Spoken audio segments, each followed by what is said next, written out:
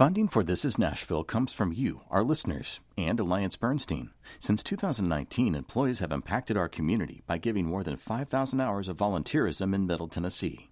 AllianceBernstein.com. Alliance Bernstein is not affiliated with National Public Radio. I'm Khalil A. Colonna, and this is Nashville. 3 years ago last Friday, in the early hours of March 3rd, 10 tornadoes touched down across Middle Tennessee, rocking our city and region. The storm traveled more than 100 miles. 25 people died, and more than 1,000 residences were hit in Davidson, Wilson, and Putnam counties. About 200 of those were completely destroyed. That's not to mention the nearly 3,000 other structures that were hit. We're talking churches, schools, music venues, Section 8 housing complexes. Later this hour, we're bringing you a rebroadcast of our episode that first aired last year on the 2-year anniversary of those storms. We talk with people who were directly in the path of the tornado that night and hear from experts on how to best prepare yourself for the next tornado. To put the 2020 tornadoes into perspective and to give some historical context, I'd like to welcome National Weather Service meteorologist Caroline Adcock. Caroline, thank you for being with us and welcome to This Is Nashville. Thank you so much for having me. I'm glad to be here. Really appreciate you being here. So, since we're talking about 2020, I wonder, what was that night like for you? Yeah, so during those tornadoes, we knew that there was a potential for severe storms that night, but we really weren't 100% sure how bad it was going to get that night. And as we started seeing a supercell develop across the Tennessee River, we kind of started to get that feeling that that night was not going to be a good night for Middle Tennessee. Tell me what you were doing that night of the 2020 tornado. So I actually was not working that particular night. I was at home. I kind of was watching things unfold that night. I even wasn't 100% sure how that night was going to completely unfold. And it wasn't until actually the next morning that I realized what had happened. I wasn't 100% sure that it was that particular storm was going to make it all the way to Middle Tennessee. I knew my colleagues at the Weather Service had everything in hand. So I actually fell asleep, and then I woke up the next morning to a lot of texts saying, "What happened?" So it was definitely, all of my colleagues, they know what they're doing. And so I know when I go home, I can trust what they're doing. Mm-hmm. You mentioned supercell earlier. Can you explain what that is? Yeah, so a supercell usually is just one storm that's kind of by itself. So if you think about Middle Tennessee, a lot of times we get a big old line of severe thunderstorms. So, we get a lot of rain, a lot of wind, and it's kind of moving across a large area. Usually supercells are over just a single area. So if you think back to March 2020, that was just one storm that was impacting a small area in Middle Tennessee, pretty much right along in North I-40. I'm sure some folks listening are like me and weren't in Nashville yet when those storms hit 3 years ago. Can you give us a sense of how remarkable these storms were? Yeah, so just to put in perspective, I know the Nashville tornado and EF3 tornado and the Cookeville tornado and EF4 tornado, our area in Middle Tennessee actually had not had an EF4 tornado since the Good Friday tornado in Murfreesboro back in 2009. So it had been a really long time since we had tornadoes to that magnitude. Is it unusual for so many tornadoes to form in such a short period of time?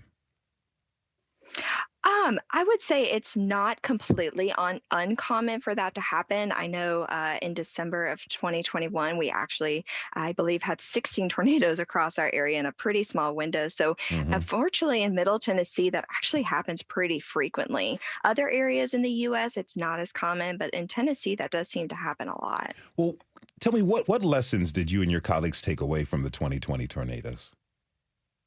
The biggest thing we learned is just getting a better sense of how people respond to the products that we're issuing. So when we issue that tornado warning, how are people receiving that message? What are people doing when they receive that message?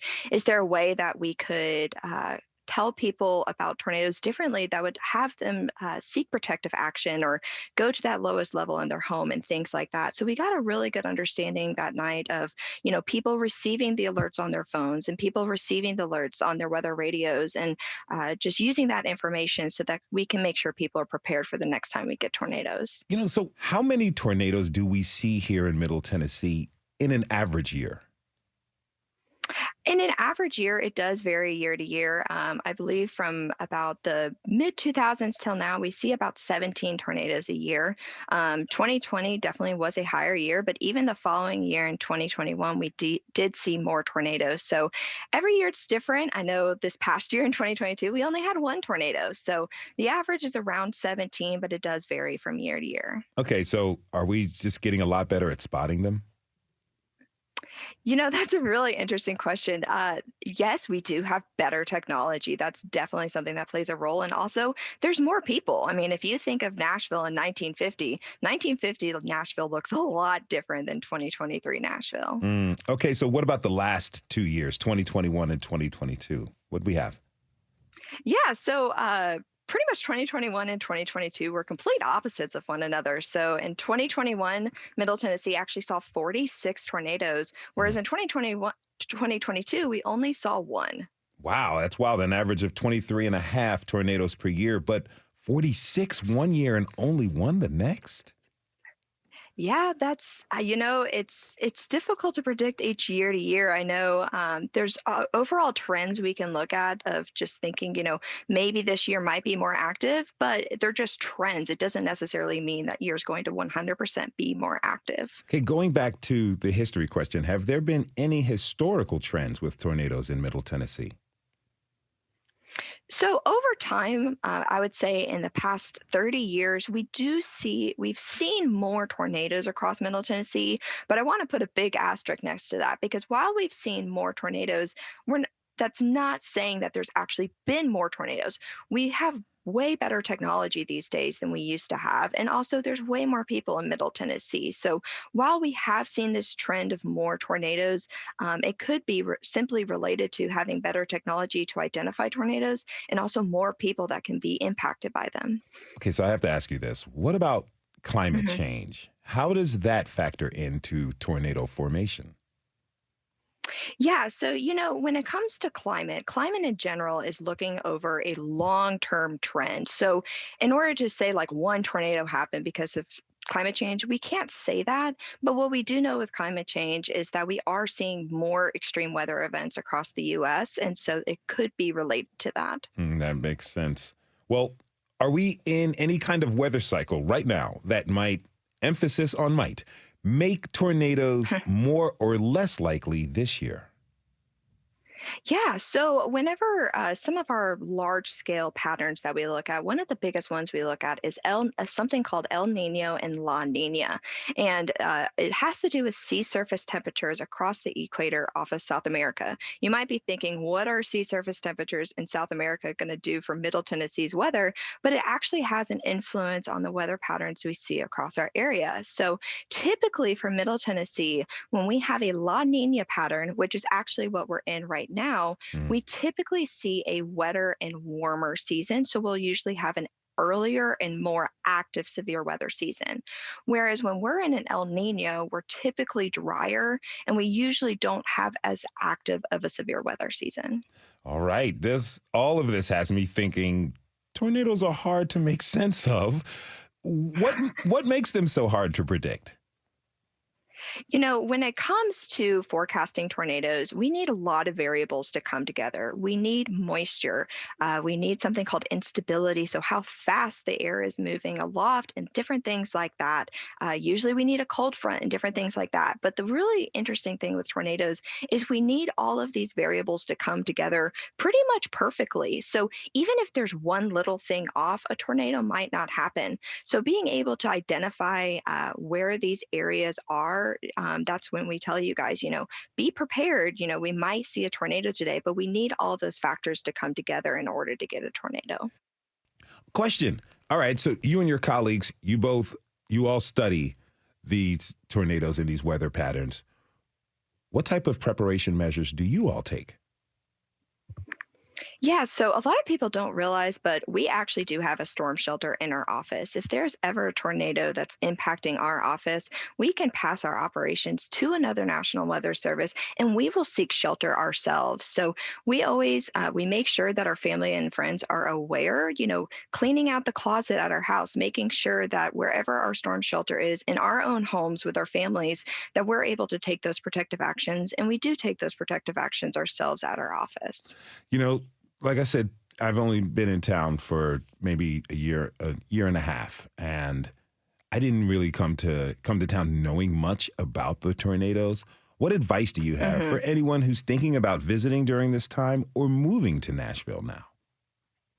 Yeah, so the biggest thing I always like to tell people is to be prepared, not scared. So, tornadoes are a really scary thing for a lot of people, whether they've been through tornadoes or don't know anything about them. But the thing with tornadoes is there are simple actions that you can take to make sure that if a tornado is coming for you, you know what to do. So, make sure you have multiple ways to receive warnings, whether that be on your cell phone, social media, alerts from apps, different things like that. And also make sure you know where to go no matter where you are. If you're visiting a friend's house or out at work, know where to go if there is a tornado warning issued for you. You want to go to the lowest level of your home in the most interior room. You want to make sure that you're putting as many walls between you and the outside as possible. How can someone who doesn't have those things available, how can they be forewarned and tell that a tornado is coming? Yeah.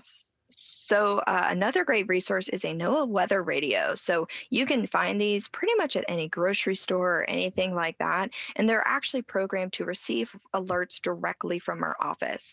I know, for example, with the March 2020 tornadoes, there were people that is what woke them up overnight, because sometimes your cell phone doesn't always work overnight, especially if you have it on silent, whereas a weather radio will go off no matter what. That's good. Is there anything else you want people out there to know about the potential for tornadoes here in our state?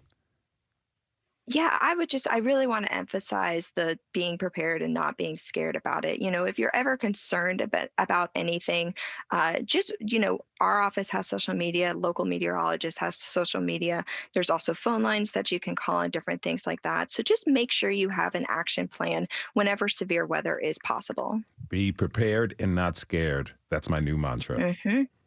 That was National Weather Service meteorologist Caroline Adcock. Caroline, thank you so much for joining us today. Really appreciate it. Of course. Thank you for having me on. We have to take a short break. When we come back, we're bringing you a rebroadcast of our episode remembering the 2020 tornadoes and the rebuilding that followed. Stay with us. This is Nashville.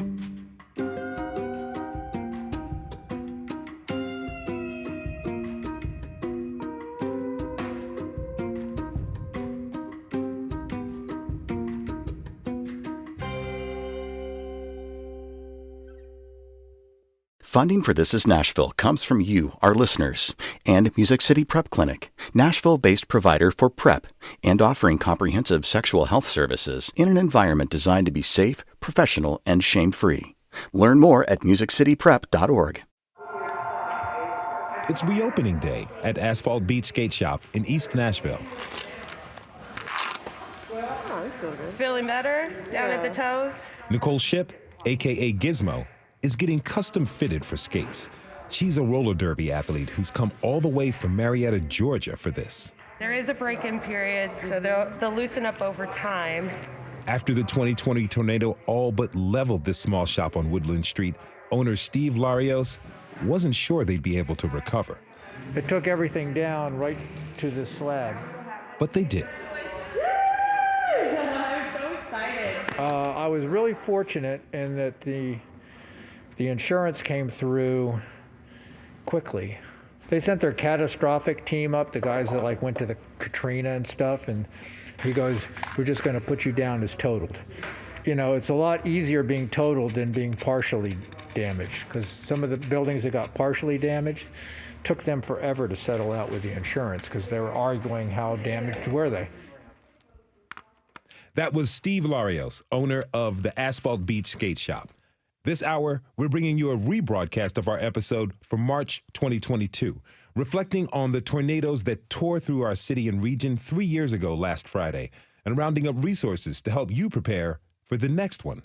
To get started, We want to talk about what it takes to rebuild, like they did at Asphalt Beach Skate Shop, and also recover from the trauma. Because stores and houses aren't the only things that need rebuilding. The psyche needs care as well. Now, let's hear from two people who lived through the storm. I'd like to bring in Terry Warren. He's joining us by phone and is here to share his story with us. Terry, welcome to This is Nashville. Yes, I remember the tornado very well because I was laying in the bed, and the next thing I know, I heard this wind coming through the alley that sounded like a train. Then the windows popped out. I jumped up and ran to the hallway to where there's a beam that's going outside the door, stood in that hallway beam area, and then the electricity popped and went out. And then the next thing I know, I started praying and asking God to make a way for me. And then right after I got through praying, it was over just that quick. That must have been really frightening. Oh, it was very frightening. I was praying to God that I would survive it. And you did. And you did. So tell me, what did you do after the storm passed? Well, after the storm passed, I went outside the house to assess the damage that was done. And I noticed that a tree limb fell on my car and busted the front windshield out. And the house that was next to me, the roof had gone off of it. And the house that was next to that, it was almost completely demolished. And the library, which was across the street from us, it was tore up. And Kroger's, which was on Monroe Street right there at the corner, the windows got knocked out of all of it, but it didn't do that much damage to Kroger's. And then after I got through doing that, I decided to go on back in. There was no lights or nothing, but I didn't have no place else to go, so I laid back down to get me some sleep. The landlord came over the next day and gave everybody that was left in the house $800 to move somewhere. Now, were you able to find a place? The landlord gave you $800 to move. Was he just permanently putting you guys out of the place? Yes, he was permanently putting us out. And I had some friends, and I called them. They introduced me to a guy that had a place that I could move in. And I told him that I have no place to go, and we got to be out in 2 days. I waited on this guy to call me, and he didn't, so I started calling him. And then finally he told me the next day he'll have a place for me. So I spent one night in my car, and then the next day I was able to move into my new place. Now, was it just you? Or did you have anybody with you? No, it was just me at the time. My daughter, thank God, she was gone at the time. Okay. Now, how long have you been at this new place? Let's see. I was there until the pandemic virus hit. After that, the landlord put up a for sale sign and moved us out and put us under the bridge where we became homeless. And then my daughter had made it back home by then. Her feet was frostbitten because of the coldness at that time. And we wound up taking her to the hospital. The Salvation Army came in and took us to a shelter. And then they said the next day they'd put us in a place to live, and that's where we are today. Hold on a second. The landlord put you under the bridge. Back up for me. Tell me what happened with that. Because what I'm understanding is, first of all, the tornado hits and your place is demolished. Then you go to another place that you think, okay, finally I have shelter, and the pandemic comes in, and this person puts you out, and you end up under the bridge. How did that affect you? Right, exactly. Because of the pandemic, they had cut the work. So he wasn't getting any money. We was waiting on the stimulus checks to come, and he would, everybody knew that they wasn't supposed to put people out in the street. So what he did was he took up a sale sign and put it up and act like he was selling the place, and everybody had to get out. He came to me and asked me where do I want to go, and I said, man, I don't have no place to go. The only place I can think of is the homeless camp on the Jefferson Street Bridge. So he loaded us up and dropped us off there, and went and he gave me $20. And then after that, he moved on. $20? Yeah. Wow. 20 whole dollars. Yeah. I'm kind of shocked by that. I'm going to be honest with you, my friend. You know, Yeah, but legally there was nothing I could do because once he got us out, I guess that was it. But what I should have done was called the police and told them what he was doing, and then they could have straightened it out, and we would have been in that situation. But I didn't know at the time. Mm-hmm. Now, you were unhoused for some time, right? Yeah, we stayed under that bridge from March 24th all the way up to about 3 weeks ago. How did you keep yourself safe when the weather got really bad? Well, we had tents, and I brought a generator and put down to supply electricity for people to run their heaters. And I tarped my tent double. We had sleeping bags. Me and my daughter, we had sleeping bags, and we put 4 blankets on each one of us. She had 4 on her, I had 4 on me, and that kept us real warm. Mm-hmm. We survived it. It was hard, but we survived it. Yes, you did. Yes, you did. Thanks for tuning in for this rebroadcast of our episode from last year, looking back on the March 2020 tornadoes that devastated parts of Nashville and Middle Tennessee. Now, I'd like to bring in our next guest, whose home was also hit in 2020. Tamara Williams lives in Cookeville, a community about an hour and a half east of Nashville that suffered a lot of damage. 19 people died when the tornado touched down in Putnam County. Tamara, welcome to This is Nashville. Thank you for being with us. Hi, how are you? I'm doing well. How are you? I'm doing good. So thank you for being with us. Now, Terry told us that he was up watching television as the storm hit. Mm-hmm. What about you? Tell me about what was the situation in your house that night? Well, I remember I watched the weather before I went to bed, and I remember thinking, okay, it looks like it's going to be just a little north of us. And I didn't feel well that night. Just all of a sudden started feeling like I had the flu. So I went to bed, and we woke up at 1:43, 1:44, and our alarms were going off. And then when we seen it says take shelter now, which was an alert that we had never seen prior to that day. Mm-hmm. So we grabbed the kids from upstairs and literally was dragging them downstairs by their arms because my kids do not wake up. Mm-hmm. They're like lethargic. They don't know up from down when they first wake up. And I couldn't pick them up. Like we literally had them bouncing down the stairs. The house was already shaken and the lights were flickering, and it was scary. Now, had you and your family made preparations for the storm? Honestly, no. I mean, I have in the past, and I thought, and some people think I was like a little overkill with it, but I didn't that night because I just didn't. It looked like it was going to the north of us, and I honestly thought, okay, it's just going to be a little thunderstorm, nothing to worry about.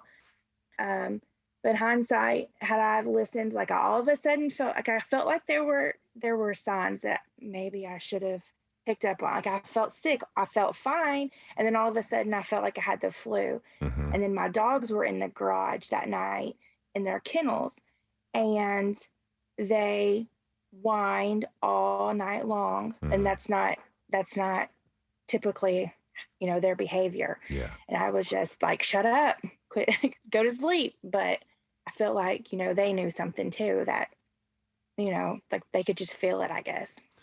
Now, I'm sure this is really difficult for you to talk about, but can you describe what happened when the tornado touched it down? We just barely made it into the bathroom before the backside of my house blew in. We had my son, who's now 10, and Emma, who's now 13. We had them in the bathtub. My oldest daughter, who's now 20, was wedged in between the toilet, and I was over top of them, and my husband was over top of me. As soon as the door shut in the bathroom, the backside of the wall and the interior, one of the interior walls completely blew off, and we were wedged and wrapped, our bodies were wrapped around one another as any way possible. And it picked up my son first, And then it just picked us all up and threw us into the wall. And when it was over, we were standing in what was like our hallway outside of our bathroom.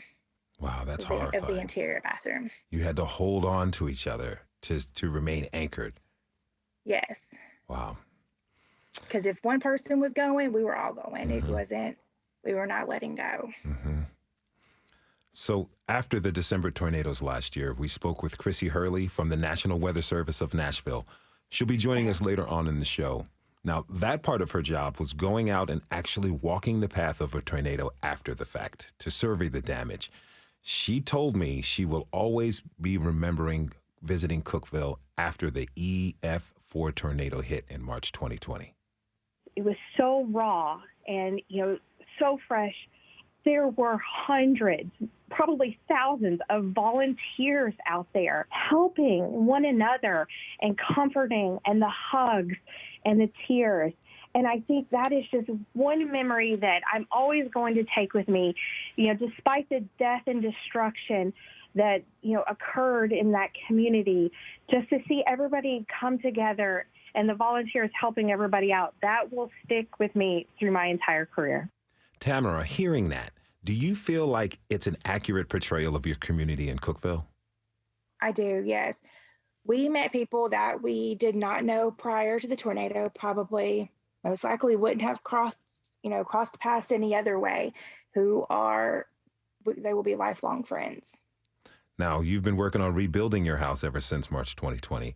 Before you talk about the house itself, I wonder, why did you decide to stay when your house was basically destroyed? We stayed, my husband was in the military, so I'm from Murfreesboro. Mm-hmm. So we moved back to Cookeville. We were fairly new. There was a split second where we was like, we are out of here, we are leaving. But then I come to the realization that this can happen anywhere. Like, you cannot run from this. This was an act of God. And it can happen anywhere. So what's the point of running from it? So we decided to stay put. Now, once you decided to you made that decision, what was it like trying to rebuild the house?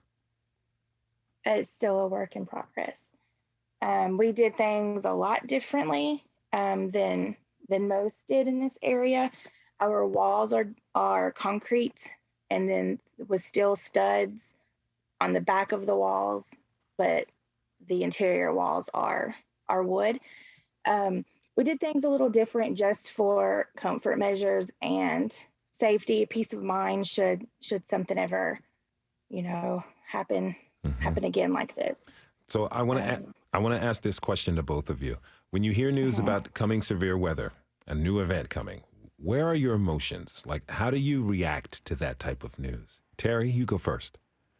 When I hear bad weather, since I've been through it before, I just try to watch out to see which direction it's coming, and then try to make plans to decide whether I need to move somewhere or whether I just need to just stay put and find shelter, like going into the bathroom. Tamara? We do things very similar. We do a little differently. Just my kids, I have a backpack packed for them. I tell them to, dress somewhat appropriately because we were all in our pajamas. I just want them to have on something warm. Mm-hmm. And if the weather gets crazy, I just go ahead and wake them up, bring them down, get their shoes on, and I put helmets on them now, like their bicycle helmets. And they have a backpack ready to go with a change of clothes and, something small, like some kind of entertainment, because they're going to be in the closet for a minute. Because back in December, we actually left the rental property that we're in now and went over to the new house. You did that for the December storms that came? I think it was in December. Yeah, it was in December. Like, it just got too windy for my comfort, and I know it was talking about a lot of rotations. So I was like, let's go. We stayed there at the new house for probably 5 hours. Okay. 4 to 5 hours. Real quick, I got 1 minute left. One last question for you both. What do you wish you had known then that you know now to better prepare you for that moment 2 years ago? Terry. Yes, I wish then that I had the apps needed on my phone that would give me the weather alert, I could have been better prepared. Tamara? Because now I know, so. Mm-hmm. Same. I have every single weather app you can download in my weather radio. I want to thank you both for joining us and sharing your stories of living through the March 2020 tornadoes. I truly wish the best for you and your families. That was Tamara Williams and Terry Warren. Thanks to you both again, really. And thank you for tuning into this rebroadcast of our episode from last year, looking back at the March 2020 tornadoes. When we come back, we'll talk with some local weather experts and learn how we can all prepare for the next tornadoes. We'll be right back. This is Nashville.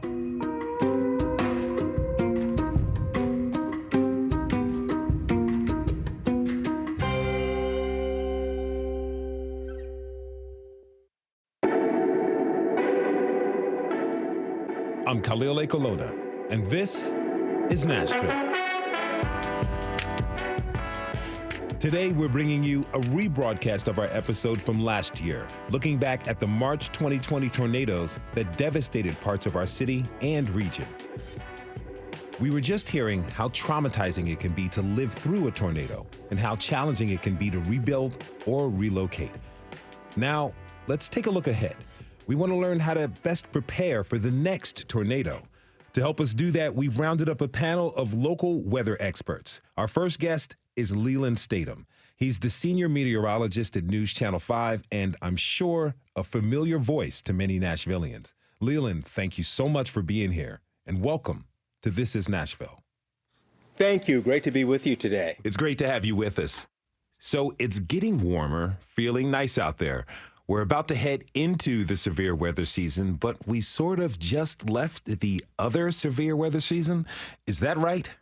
That is true, because we have had a tornado touchdown in Tennessee in every month of the year.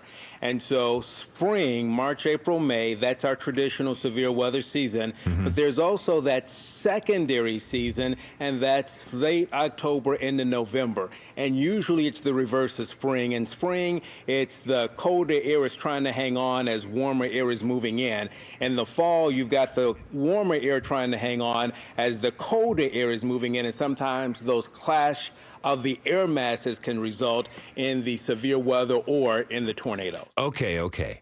I also hear the tornado danger zone, if you will, might actually be getting closer to us. That's one of the big things in research right now is there this shift happening in traditional Tornado Alley out to our west, moving in our area. The other thing, too, to keep in mind is even before this shift started to happen, there was a higher ratio of killer tornadoes in our area. So preparedness is key to this. Preparedness is key, yes. But let's talk for a moment about when that severe weather hits. I think for a lot of us, watching TV news is big, or following social media updates. One account that everyone told me to follow when I moved here, from a place that does not have tornadoes, I might add, is Nashville Severe Weather, at NashSevereWX on Twitter. It's basically a team of 3 friends who created a Twitter account in 2009 and later scrounged together a home studio where they could live stream video coverage to help keep Nashville safe. Our producer, Steve Harouche, snagged an exclusive tour of that studio recently to get a behind-the-scenes look. So you're going to take me where the magic happens? Yes, this is where the magic happens. Welcome to the Leaper home. All right. This is the studio, as I guess we call it. Here on the lower level, we have 3 monitors, and this is for my main computer. This is the workhorse that does the broadcasting. It runs the radar software. It runs the broadcast producer software where we do the switching from different sources, different cameras. All of that is on this main computer with 3 screens here on the lower level. On the left TV, we have our Twitter feed. I can see what David is tweeting. I can see what people are replying with, and I can see our T-Spotter feed, which is where people send in reports. Also have on that TV our chat room where we, along with emergency managers and media, join the National Weather Service in a chat. One thing about this room is while it looks, like it has a lot of different things in it, and, this is where we kind of help keep people safe, this is not really a safe room. Now, one of the dangers is that when you're wrapped up in everything going on, My family may be in their safe place, but if I'm not having this situational awareness, I can forget where I am on the radar. When things really start moving fast, it's like drinking from a fire hose, and you have to just be calm, and you have to just take a deep breath and just keep your wits about you. Andrew Leeper joins us now. Welcome, Andrew. How you doing today? Good to be with you. I'm doing all right. Thanks for being with us, man. This is great. Absolutely. Glad to be here. You know, drinking from a fire hose, that really got me. One thing that we didn't see on this tour is what it looks like when all the feeds and monitors are on and the data is pouring in real time. So let me ask you, how do you keep your wits about you when you have so much data coming in at you? You know, we feel a deep responsibility, and it's not just about, you know, we're not just messing around on social media. We realize that people truly depend on us and broadcasters and the weather enterprise to keep them safe and to keep them informed of what's going on. And so really you just have to, like I said there, just have to take a deep breath and realize that you know, people are relying on the information. You need to keep it accurate and just tell people the story. Tell people what's going on as if I'm talking to my own family. It's what I would tell them. Let me ask you a question. Where is the safest place to go in your house should a severe storm and tornado come around? You know, every situation is so different. And, you know, we have these general guidelines such as, and this is a graphic that I'll put up whenever we have a tornado warning, and it stays up the whole time. But it is, you know, the general guidelines are lowest level away from windows, the most interior room, as many walls between you and the outside as possible. And so those are general rules, and every place has a little bit of a different setup. And you know, our National Weather Service friends that are there, professionals, they have guidelines and suggestions as well that maybe get down to more of the specifics of your building. Okay, I'd like to bring in our next guest. Chrissy Hurley is with the National Weather Service of Nashville, where she serves as the warning coordination meteorologist. That means she knows what she's talking about. Welcome, Chrissy. Thank you for being a part of the show.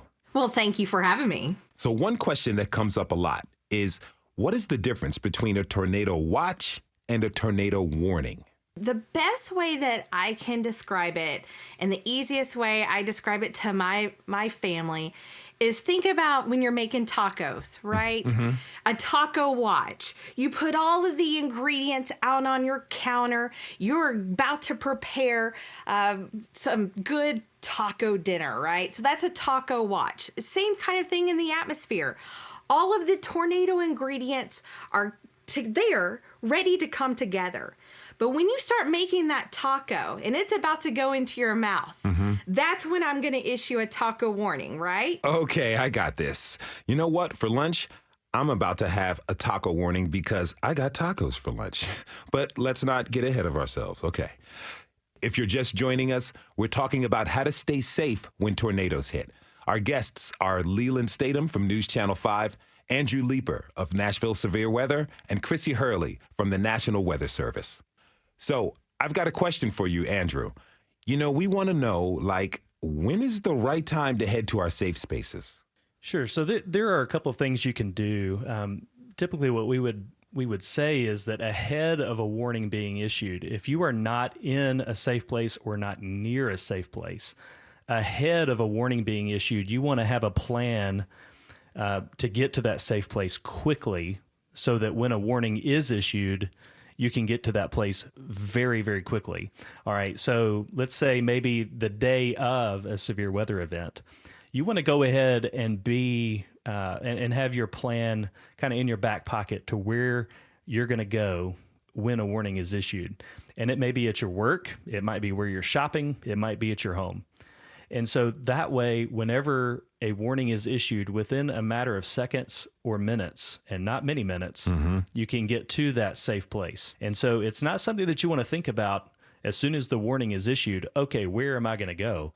This takes a little bit of planning on your part leading up to the event. So I'm hearing we need to carry out a plan that we've already worked out.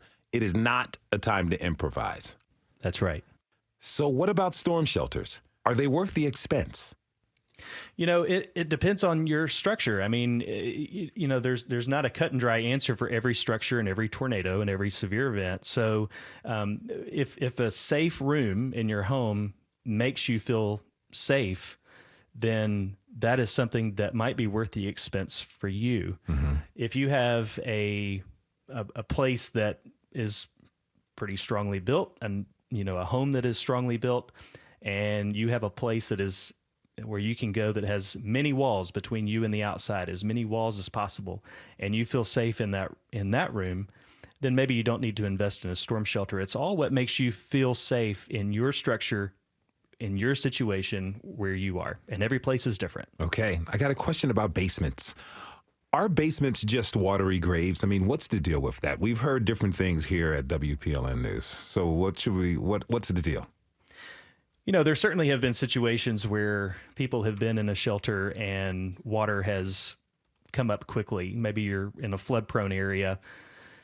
But that's certainly not the case in every situation. I mean, I would venture to say the vast majority of cases, the storms that we have coming through, really the tornado warning lasts for 30 minutes perhaps, and then the storm has kind of moved on. It's fairly rare that we get a situation where we would have a tornado warning and it just dumps and dumps and dumps rain just continually over and over and over, where we would have a flooding problem. So really you have to sort of gauge in your home, in your safe place, is it in a place that typically would flood? And I would say that if the answer is no to that question, then odds are you're in pretty good shape that it's probably not going to flood in that one situation where you need it and a tornado comes by. I'm not from here. I really don't know how to prepare. So this entire episode and conversation is educating me greatly.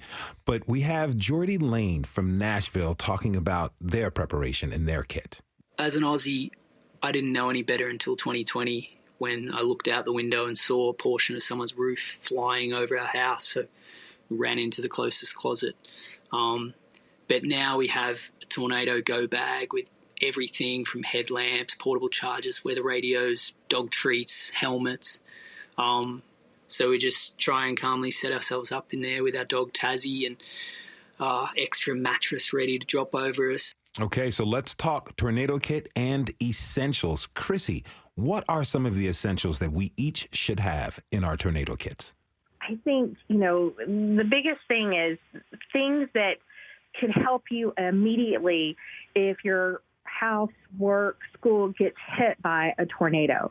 We want everybody to have a good pair of, as my dad would say, sneakers on, shoes that, there's going to be glass around, shoes that you can walk around if there's debris. A helmet. A helmet is a great idea to put on because one of the number one, reasons for fatalities is blunt force trauma to the head during tornadoes. So you want to make sure that you protect your head. So if you have a helmet, bicycle helmet, football helmet, motorcycle helmet, go ahead and put it on when you're taking shelter. And you want to have other things in your go bag. Obviously, that's going to be a personal decision, but, flashlights, maybe some extra batteries for those flashlights, and a battery operated radio so that way you can get information, because when a tornado happens, you may or may not have cell phone reception. Mm-hmm. So to get information, it's important to have one of those old-timey battery-operated radios. Okay. I'll make sure I get one of those now. We still have Leland Statham on the line with us. Leland, what kind of information is important for us to follow? I think just to reiterate what Chrissy and Andrew have said is to make sure that you are weather aware. Make sure that you are situationally aware of what is going on. And so if there is something where we think there may be storms in the middle of the night, have a way to get that information so that if you fall asleep, there is something that will alert you, whether it's your phone. The NOAA weather radio, again, is fantastic because while they plug into the wall, they have a battery backup. But information is key in making sure that you are situationally aware of what is happening at your home or at your workplace in this situation. We understand it's 2022. There's a big problem with misinformation out there. So we're going to try to work on a little Mythbusters lightning round. We've got no prizes for you, but are enduring respect and gratitude. So I'm going to tell you a common severe weather truism, and you're going to tell me truth or myth. Then you all can expand if you want. Andrew, I'm going to start with you. When a tornado is imminent, it will feel warm. Truth or myth? Not always. Not always. Especially when some of our tornadoes happen in the wintertime. It's not always going to feel 75 and humid outside. It may be a little cooler. Okay. So that's neither truth nor myth, but somewhere in the middle. Okay, I got that. All right, Chrissy, tornadoes can't cross rivers. Truth or myth? Oh, my goodness. Total myth. Just the tornadoes this past December. Big-time tornadoes crossed the Mississippi River, the same one that hit Mayfield, Kentucky. So that is 100% myth. Okay, so you can take a tornado to a river, but you can't make him leap. That was really corny. I'm sorry, y'all. Okay, so Leland, with you, tornadoes can't climb hills. Truth or myth?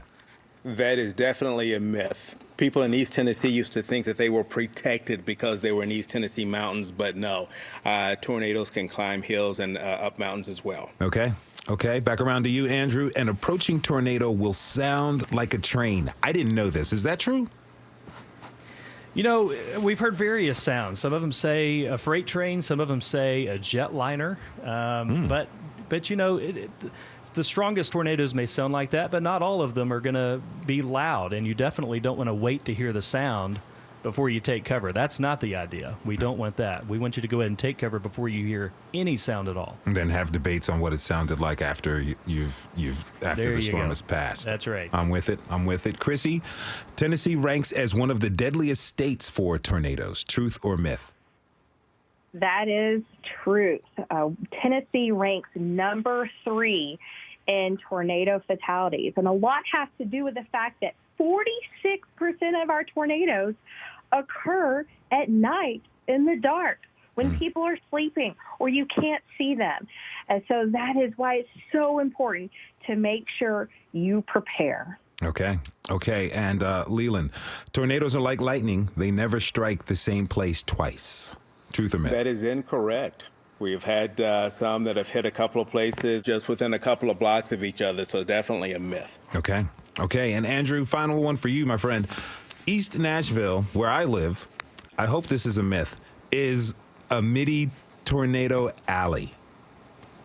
You know, if you go and look at the tornado database on the Weather Service's website, you can see that there have been several tracks there. And I guess this sort of goes to your previous question, is that you know, some places do get hit more than once, and there have been quite a few tornadoes going back through history that have affected the East Nashville neighborhood. Okay, I get that. Now, Chrissy, we have covered a lot in this episode. Is there one thing that you want people to take away from today's show? What is it? I think here in the state of Tennessee with severe weather, you know that it's not if we're going to get another tornado, it's merely when. And since almost half of our tornadoes occur at night, it is so important to make sure that your family has a plan, know what to do, know where to go, and have multiple ways to get weather information that will wake you up. Got it. Wake-up call and multiple reliable information sources. All right, well, hey, I'm feeling more prepared. We hope you are too. Head to thisisnashville.org for a roundup of the resources from today's show.